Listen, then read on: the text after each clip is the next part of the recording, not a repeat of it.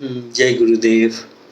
अभी knowledge sheet में पढ़ा ना कि अपना जो घर है ईश्वर का घर बनाओ, और वो जो फर्स्ट सेंटेंस पढ़ते ही मुझे एक इंसिडेंट याद आया। वो मुझे बहुत पहले भी याद आ रहा था, मैं सोच रहा था आपसे शेयर करूं, तो this is the right time to share. एक क्या कहते हैं, मिडिल क्लास फैमिली की लड़की, बहुत ही सुंदर खूबसूरत सी एंड वेरी एक्टिव यंग, उसका विवाह बहुत ही पॉश घराने में हो गया। बहुत ही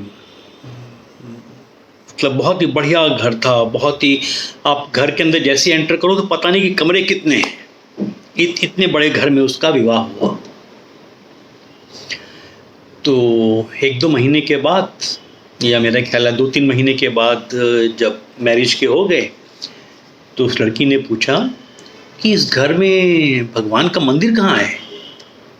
तो वहाँ पे जो सास ससुर जो है, तो है उनको रिलेटिव्स थे, ननद वगैरह, उन्होंने कहा वो तो है, वहीं पे तो है, जाओ वहाँ देख के आओ। तो वो वहाँ गई, उसको तो मंदिर कहीं दिखाई नहीं दिया। बोला मंदिर कहाँ पे है? बोले तेने तो कुछ दिखता ही नहीं हैगा, उत्थे मंदिर है था। तो उसने फिर देखा, वहाँ पे गई, लेकिन कहीं उसको मंदिर नहीं नजर आया। तो उसने बोला अरे वो सीढ़ियों के पीछे वहाँ पे जो बना के रखा है। तब वो हैरान हो गई कि वो जो सीढ़ी के ऊपर जा रही थी, सीढ़ी के पीछे छोटा सा एक मंदिर बना के रखा हुआ है। तो बड़ी हंसी, लड़की बहुत हंसी। देखो इस घर में इतने कमरे हैं कि अगर आप उस घर में एंटर करो तो यू विल बी लॉस्ट कि भी कौन सा कमरा किसका है, कौन सा कमरा किसका है। और भगवान के नाम के ऊपर सिर्फ एक छोटी सी संदूकड़ी टाइप का बना के रखा, 2 उसमें लक्ष्मी गणेश बना के रखे हुए, और उसको बोल दिया भगवान का घर है। तो बड़ी हंसी कि भाई देखो क्या है। अब ठीक है, विवाह तो उसका वहाँ हो गया।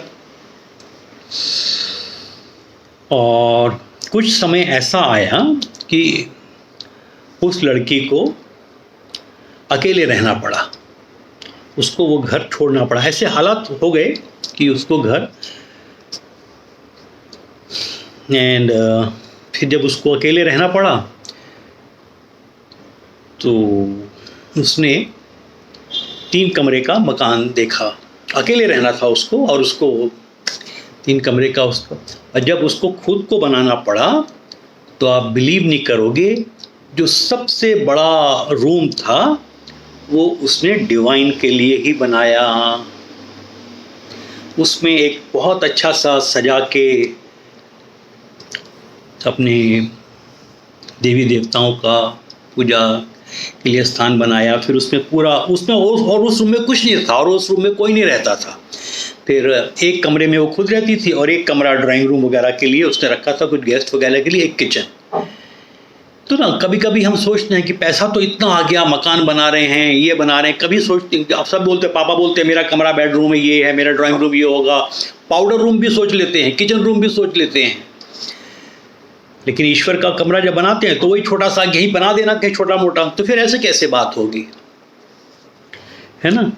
और कभी कभी मैं उस डिवोटी को जब फ़ोन करता था, अभी क्या कर रही हो, कह रहे भैया मैं पूरा घर में पोछा ओछा लगा के, वो सवेरे उठ के पोछा ओछा लगाती थी, और कोयले के ऊपर कपूर वगैरह रख के जब पूरा घर अच्छे से महक गया, थोड़ी आराधना करने के बाद तो फिर अपनी ध्यान साधना करती थी।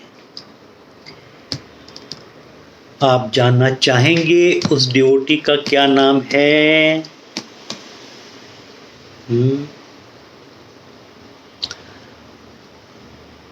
उसका नाम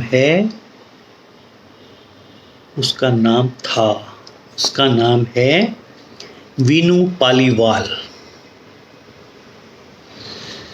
और अभी 13 सितंबर को उसका बर्थडे आने वाला है। वैसी डिवोटी दोबारा नहीं मिली। मैंने बोला था ना कि मैं वॉलंटियर से भी बहुत कुछ सीखता रहता हूँ, तो उससे और भी बहुत कुछ सीखने को मिला। मैं और भी शेयर करूँगा। लेकिन अभी जब मेरे को भी अपना घर यहाँ पे बनाना था, अभी मैं बार बार अपना इनपुट देता था कि भाई एक कमरा कम से कम ईश्वर के लिए बना के रखो, जहाँ के भाई और कुछ हौच पौच ना हो। आप इतना करोड़ों रुपया बना रहे हो, महल बना रहे हो, है ना। अब पौश कॉलोनी में करोड़ों के तो मकान बनते ही हैं। अब ईश्वर के मकान को कहीं थोड़ा सा किनारे में बना देना, कोने में बना देना, यहाँ पे सब तो ऐसा फिर बात नहीं बनती है। अपना जो घर है पूरा ही ईश्वर के लिए बनाएं, तब आनंद देखें। ठीक है, मैंने आपसे प्रॉमिस किया था शेयर करूँगा, तो शेयर किया। और ये मैं बहुत दिनों से सोच रहा था शेयर करने का इसके बारे में, तो आज समय आया तो आज शेयर किया। आपको कैसा लगा बताइएगा। जय गुरुदेव।